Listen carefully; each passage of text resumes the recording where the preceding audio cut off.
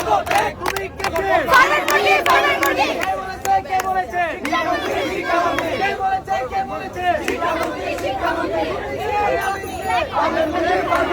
আমাদের দাবি মানতে হবে। আমাদের দাবি মানতে হবে। এই ওদের সাইড দেখো। এই শিক্ষা নিয়ে রাজনীতি চলবে না। দফা এক দাবি এক। মিলনের পদত্যাগ। দফা এক দাবি এক। মিলনের পদত্যাগ। দফা এক দাবি এক।